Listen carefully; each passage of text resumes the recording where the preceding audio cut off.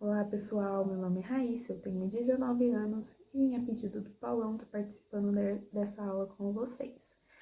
Agradecer ao Paulão desde já pela essa oportunidade e essa missão que foi me concebida, né? Eu não vim para ensinar, eu vim para esclarecer e transmitir um pouco de conhecimento, né? Eu acho que esse é o mais importante de uma sala de aula.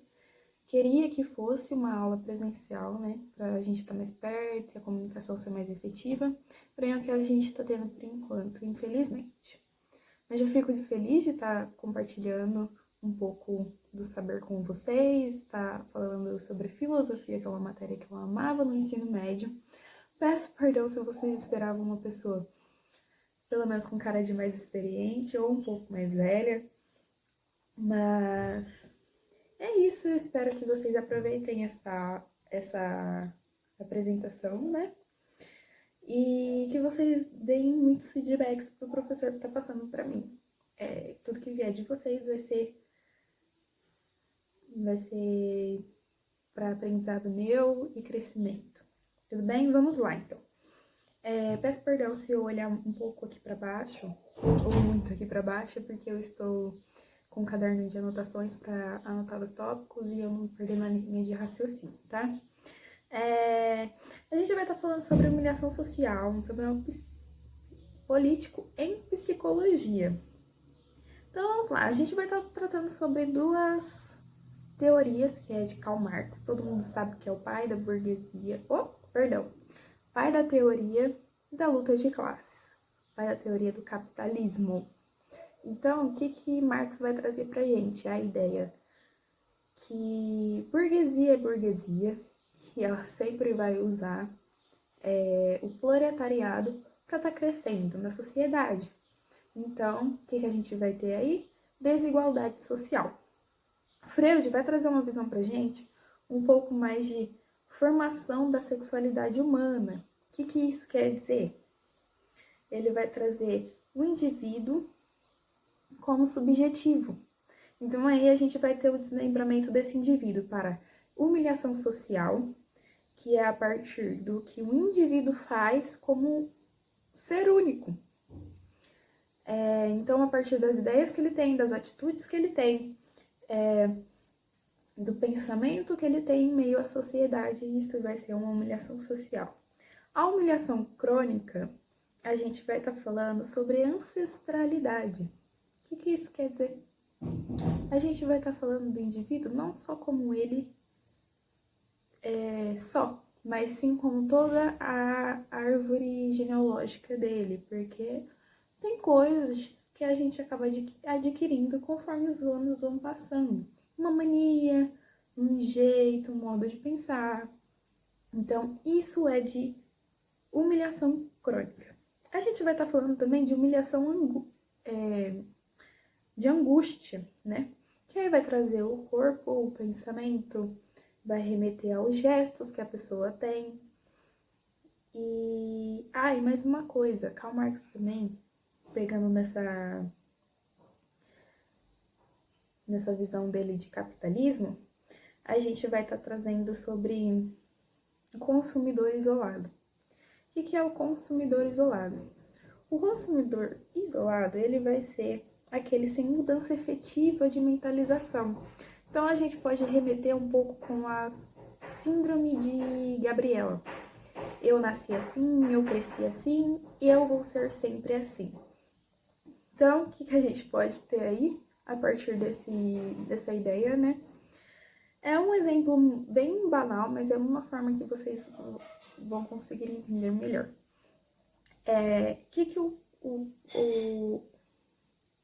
A parte de proletariado vai pensar?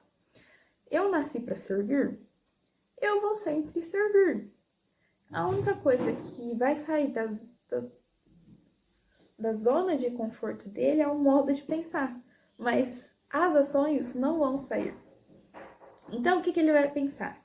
Eu vou trabalhar para pagar as minhas contas, eu vou trabalhar para comprar, sei lá, um carro, uma moto, uma geladeira nova para minha casa. Então, nunca vai sair disso. ele nunca vai evoluir para uma classe média, nunca vai evoluir muito menos para uma classe média alta.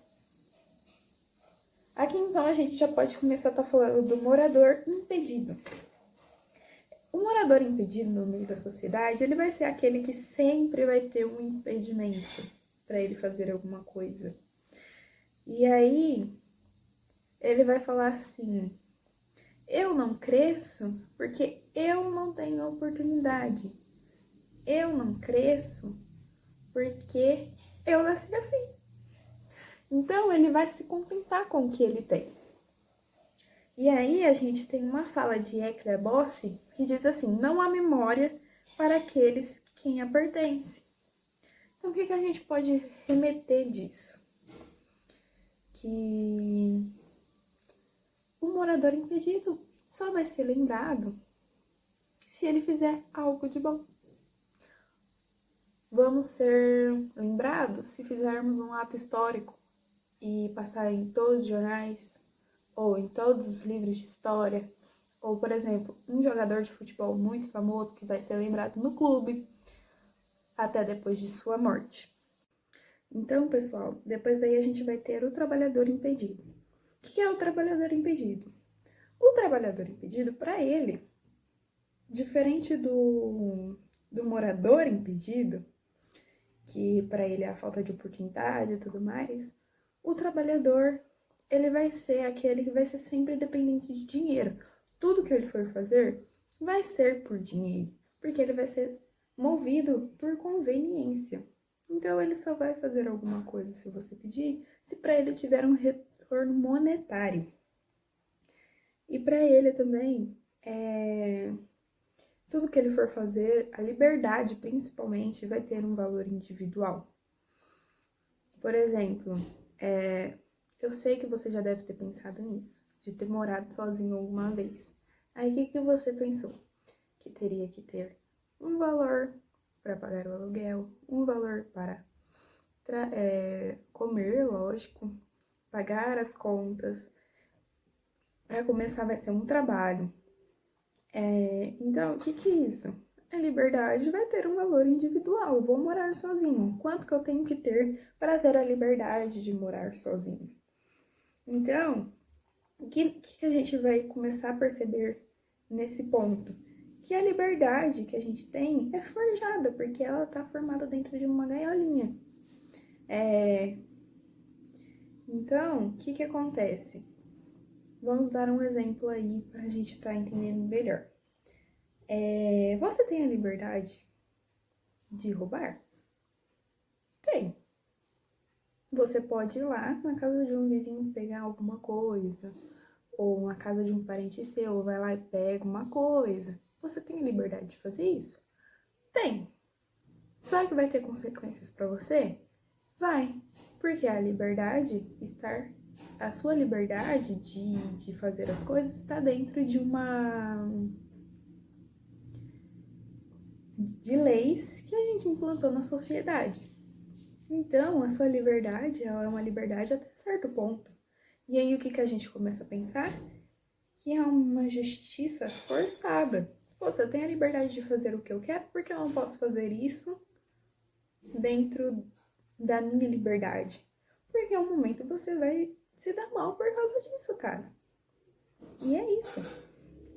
Então, o que a gente vai ter aqui? A martirização também das ações. O que acontece? Vou na padaria comprar um pão. Até então eu sabia o nome do padeiro, até então eu sabia o nome da moça que me atendia no balcão, até então eu sabia o nome do cara que fica na esquina todo dia. Se você mora em prédio, sabia o nome do porteiro, sabia o nome da vizinha do lado. Mas aí vai chegar um certo ponto que você vai começar a fazer isso todo dia e vai virar uma martirização, porque você não vai cumprimentar mais a pessoa que ficava na rua, você não vai cumprimentar mais a pessoa que ficava no balcão, você não vai cumprimentar mais o porteiro, no caso de quem mora de prédio, você não vai cumprimentar mais o padeiro, você não vai saber nem o nome dessas pessoas, porque vai ficar martirizado. Você não vai saber e não vai se importar também. Entendeu? E dentro do trabalhador impedido também a gente tem a questão de saúde. Só que não é a saúde do indivíduo, mas sim a saúde dele no trabalho. A gente tem todas aquelas ginásticas laborais que a gente já conheceu na matéria de educação física, a gente já conheceu ou já ouviu falar, né? E ainda mais a gente tem aquela parte de... como posso falar? De direitos do trabalhador, né? Ele vai pensar assim, eu tenho que ter saúde para trabalhar e trazer o dinheiro que vem a mim. Ele não vai pensar no dinheiro que vai para o chefe. Ele vai pensar no dinheiro que chega até ele. Então, assim, o trabalhador impedido, ele vai ficar muito preocupado se a saúde dele tá boa para ele ir trabalhar. Porque ele vai pensar, putz, se eu faltar um dia, vai ser descontado do meu salário, então eu não vou ter dinheiro para fazer uma outra coisa. Entendeu, gente? O dinheiro sempre vai estar envolvido até na questão de saúde. Então, ele vai pensar só na saúde na hora do trabalho, mas na hora de um bem-estar, ele não vai pensar, porque ele vai querer chegar em casa e ele vai querer dormir, vai querer fazer alguma coisa. Ele só vai pensar na saúde dele quando ele estiver no trabalho. Porque ele vai pensar assim, por exemplo, aqui, a gente acordo hoje e falo assim, nossa, que dor na coluna, eu trabalho sentado, não vou conseguir ir, preciso repousar. Não consigo me mexer, né?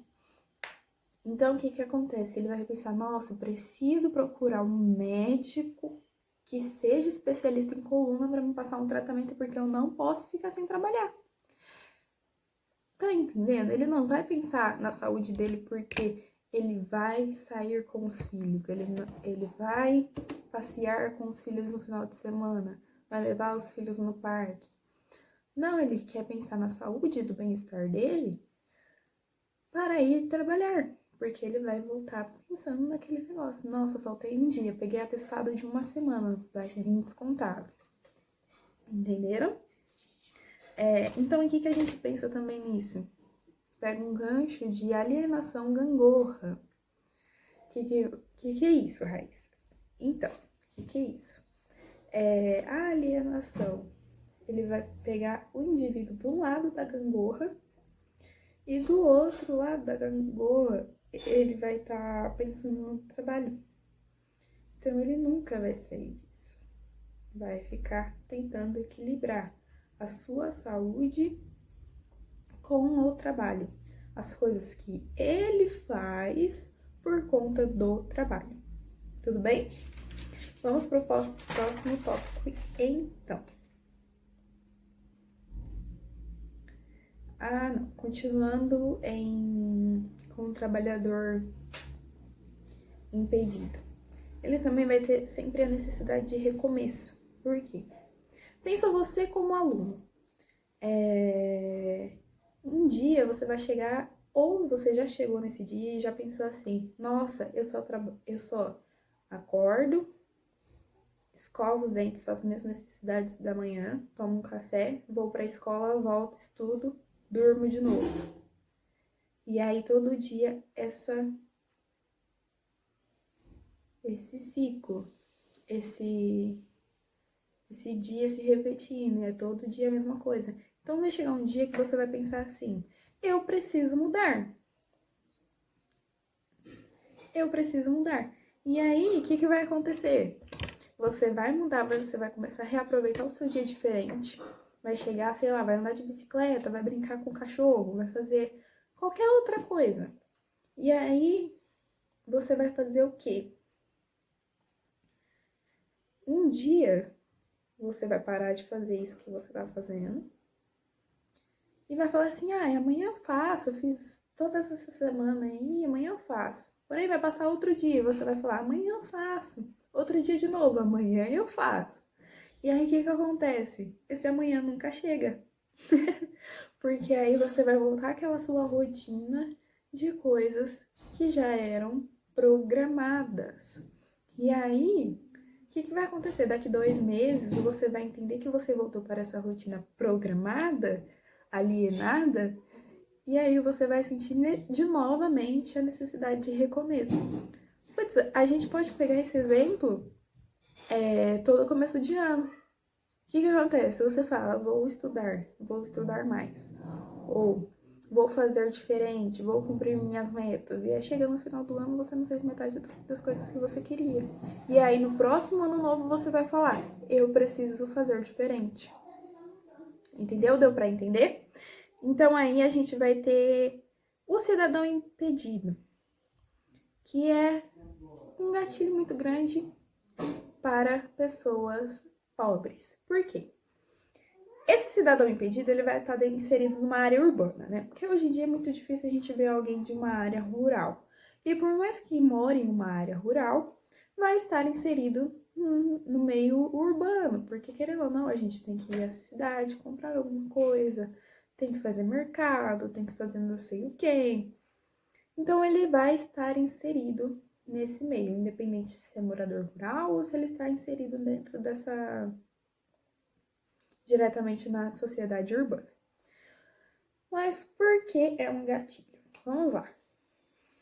Dentro da cidade, sempre tem um bairro nobre, um bairro mais afastado, aquele bairro que é martirizado.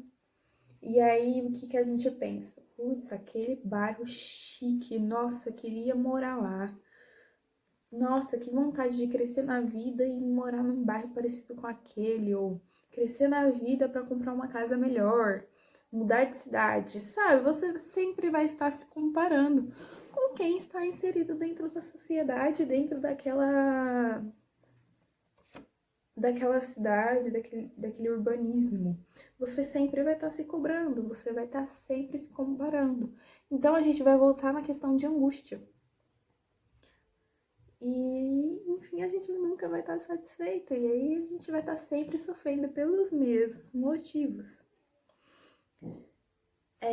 A reificação e a aparição, ela vai trazer pra gente a questão de aparência.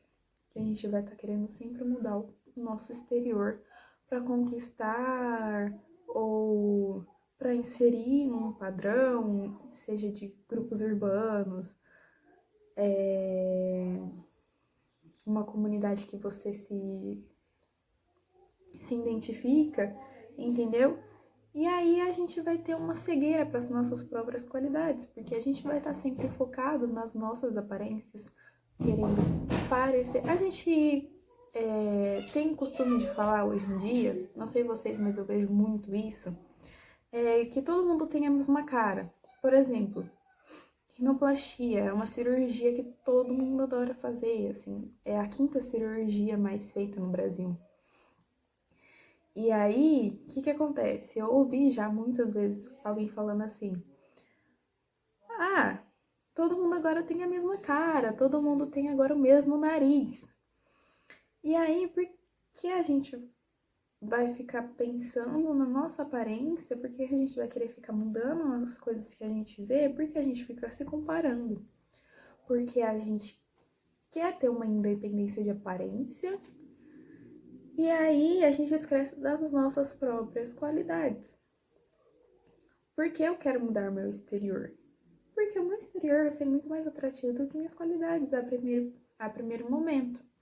A primeira impressão é a que fica, né? A gente sempre escuta falar isso desde pequenos. Mas aí a gente vai ter sempre inserido na desigualdade e na angústia. Porque, por exemplo, um pobre que fala assim: ah, eu queria ser parecida com uma pessoa, ter um nariz menor, por exemplo. E aí ela vai ficar presa nessa angústia porque ela vai pensar assim: nossa, eu sou pobre, eu não tenho dinheiro para fazer. Então, gente, é isso. Eu quero trazer mais essas reflexões para vocês mesmos. Eu quero que vocês entendam a necessidade de estar sempre pensando no novo, de estar sempre se reinventando, né? Porque senão a gente vai ficar presa nesses padrões. Quero saber se vocês, enquanto eu falava aqui, se identificaram com algum desses pontos, com algum desses cidadãos, né? Então, espero que vocês... Então, eu espero que vocês tenham gostado, que vocês tenham aproveitado pelo menos uma frase do que eu tenha dito aqui. E até uma próxima oportunidade. Tenham uma boa aula e continuem sempre focados nos estudos. Um beijo a todos. Até mais.